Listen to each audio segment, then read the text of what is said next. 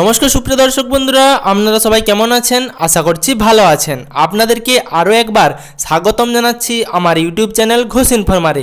সুপ্রিয় দর্শক বন্ধুরা, বর্তমান সময়ে কৃষকরা কিন্তু কোনো দিকেই লাভের মুখ দেখছে না। অর্থাৎ তারা যদি ধান চাষ করে সেক্ষেত্রেও ধানের বাজার মূল্য খুবই কম রয়েছে, এবং তারা যদি আলু চাষ করে সেক্ষেত্রেও কিন্তু আলুর বাজার মূল্য খুব একটা বেশি নেই। সেক্ষেত্রে সরকারের পক্ষ থেকে ঠিক করা হয়েছিল যে কিষাণ মান্ডির মাধ্যমে বেশি দামে ধান ক্রয় করা হবে, অর্থাৎ 2389 টাকা করে প্রত্যেকটি কৃষককে কুইন্টাল প্রতি ধানের দাম দেওয়া হবে।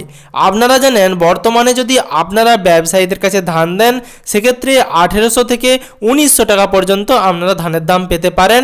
কিন্তু আপনারা যদি দেখেন বর্তমানে কিন্তু এই ধানের দামটি কৃষকদের ন্যায্য দাম নয়। কৃষকরা যারা কষ্ট করে তাদের ফসল ফলান তারা কিন্তু প্রত্যেক বছরই তাদের ন্যায্য দাম পাচ্ছে না। সে কারণেই সরকারের তরফ থেকে এরকম ঘোষণা করা হয়েছিল যে সরকার সরাসরি কৃষকদের কাছ থেকে কিষাণ মান্ডির মাধ্যমে ধান ক্রয় করবেন।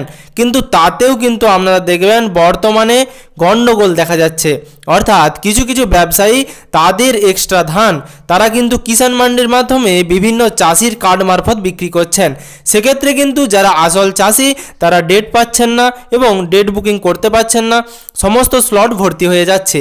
এবং এক একটি ব্যবসাদার যারা চাষি হিসেবে তাদের পরিচয় দিচ্ছেন তারা কিন্তু একদিনে 1 টন তারও বেশি ধান বিক্রি করছেন। সেক্ষেত্রে আসল কৃষকরাও কিন্তু বঞ্চিত হচ্ছেন। এবার সরকারের ঘোষণা অনুযায়ী 2389 টাকা করে প্রতি কুইন্টালে ধান ক্রয় করা হচ্ছে। এবং তারপর যেটা সমস্যা দেখা যাচ্ছে যে আপনাদের ব্যাংক অ্যাকাউন্টে ধান বিক্রির টাকা ঢুকছে না।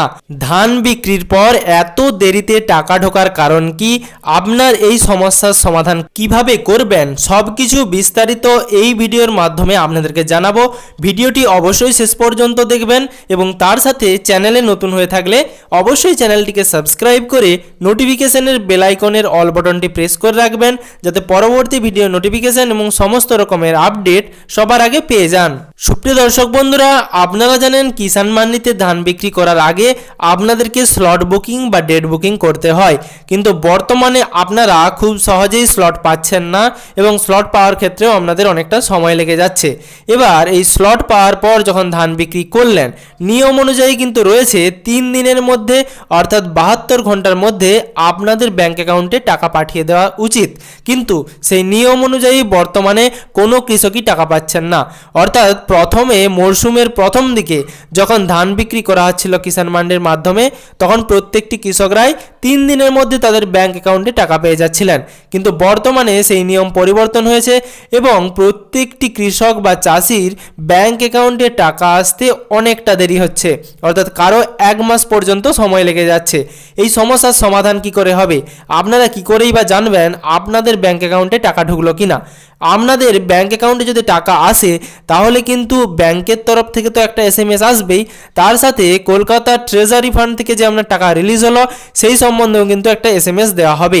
কিন্তু যদি সেই SMS না আসে অথবা ব্যাংক থেকেও আপনার SMS না আসে তাহলে কিভাবে আপনি চেক করবেন আপনার ব্যাংক অ্যাকাউন্টে টাকা ঢুকেছে কিনা? আপনি হয় আপনার ব্যাংকে গিয়ে আপনার পাসবুক আপডেট করাবেন, তারপর ব্যাংক থেকে জেনে নেবেন, না হলে আপনি জেনে নিতে পারেন সরাসরি আপনার কিষাণ মান্ডি কার্ডের বর্তমান স্ট্যাটাসের উপর। আপনি সেই স্ট্যাটাস কি করে চেক করবেন? তার জন্য কিন্তু আপনাদেরকে আপনাদের মোবাইল অথবা কম্পিউটারের গুগল অথবা ক্রোম ব্রাউজারে এসে ই-প্যাডি সার্চ করতে হবে। তারপর ফার্মার প্রোফাইল বলে একটা অপশান রয়েছে, আপনাদেরকে আপনাদের রেজিস্ট্রেশন নম্বর অথবা আপনার যে ভোটার আইডি কার্ড নম্বর অথবা আপনার আধার নম্বর দিয়ে ওটিপির মাধ্যমে লগ ইন করতে হবে। তারপরেই কিন্তু আপনারা নিচের দিকে দেখতে পাবেন আপনাদের পেমেন্টের স্ট্যাটাস। আপনাদের পেমেন্ট যদি ডিউ লেখা থাকে তার মানে আপনাদের ব্যাঙ্ক অ্যাকাউন্টে টাকা আসেনি, কিন্তু যদি সেই জায়গায় পেমেন্ট সাকসেস লেখা থাকে তার মানে আপনাদের ব্যাঙ্ক অ্যাকাউন্টে টাকা ঢুকে গেছে। এবার ধরুন আপনি কিষাণ মান্ডিতে ধান দিয়ে এসেছেন, তারপরেও আপনার টাকা ঢুকছে না, প্রায় 15 দিন অতিক্রান্ত। সেক্ষেত্রে আপনি কি করবেন? আপনি কি অপেক্ষা করবেন না আপনাকে কোনো স্টেপ নিতে হবে? সুপ্রিয় দর্শক বন্ধুরা, বর্তমানে আপনি যদি আপনার নিজস্ব মান্ডিতে যান সেখানে গিয়ে কোনো রকম সুরাহা পাবেন বলে তো আমার মনে হয় না। আমি বর্তমানে আপনাদের স্ক্রিনে একটা মোবাইল নাম্বার দিচ্ছি, বর্তমানে এটি কিষাণ মান্ডির হেল্পলাইন নাম্বার, যেখানে আপনারা সরাসরি কৃষি আধিকারিকের সঙ্গে কথা বলতে পারবেন। এবার সেই কৃষি আধিকারিকের সঙ্গে কথা বলার পর আপনারা তাদেরকে বলবেন যে আপনার কিন্তু টাকা ঢুকছে না কিষাণ মান্ডির, অর্থাৎ আপনি অনেক দিন আগে ধান বিক্রি করে এসেছেন, তারপরেও বর্তমানে কিষাণ মান্ডির টাকা ঢুকছে না। সেক্ষেত্রে ওনারা আপনাদেরকে জানাবেন যে একটা কমপ্লেন্ট বা অভিযোগ আপনাদেরকে করতে হবে। সেই অভিযোগ রেজিস্টার করলেই আপনাদের কিন্তু খুব শীঘ্রই টাকা ব্যাঙ্ক অ্যাকাউন্টে পৌঁছে যাবে।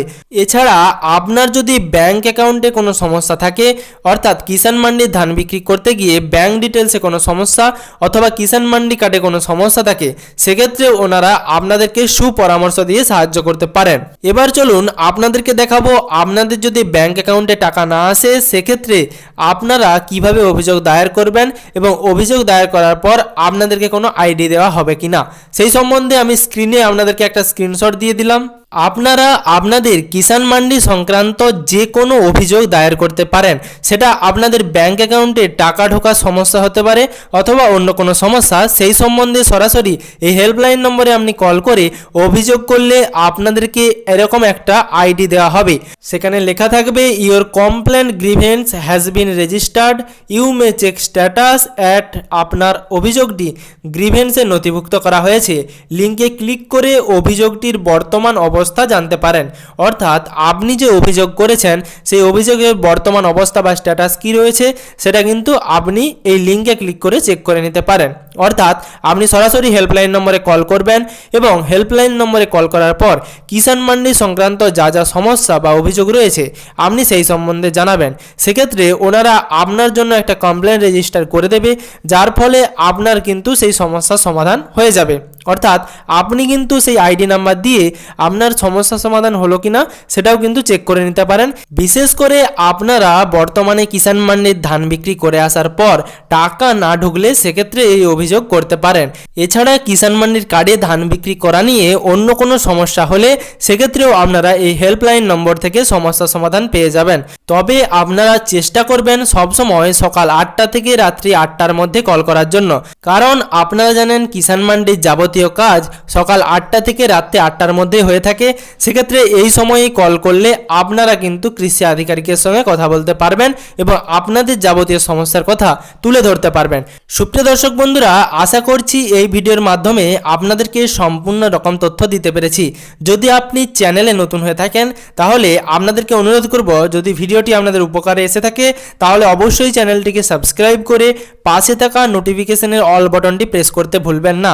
তার সাথে আপনাদের যদি কিষাণ মান্ডি সংক্রান্ত যে কোনো সমস্যার সমাধান করতে হয়, ডেসক্রিপশন বক্সে হোয়াটসঅ্যাপ গ্রুপের লিঙ্ক রয়েছে, আপনারা সেখানে জয়েন হতে পারেন এবং আপনাদের সমস্যার কথা তুলে ধরতে পারেন। তার সাথে কোন জেলা থেকে ভিডিও দেখছেন এবং আপনাদের কিষাণ মান্ডি সংক্রান্ত কি সমস্যা রয়েছে অবশ্যই ভিডিওর কমেন্ট বক্সে কমেন্ট করে জানাতে ভুলবেন না। আজকের ভিডিওতে এইটুকুই তথ্য দেওয়ার ছিল। পরের ভিডিওতে আপনাদেরকে যদি কোনো রকম আরও সমস্যা হয় সব রকম তথ্য দিয়ে সাহায্য করার চেষ্টা করব। আশা করছি আপনাদের ভিডিওটি উপকারে লাগবে। তাই পশ্চিমবঙ্গের যাবতীয় আপডেট পাওয়ার জন্য চ্যানেলটিকে সাবস্ক্রাইব করে নোটিফিকেশনের অল বাটনটি প্রেস করে রাখতে ভুলবেন না।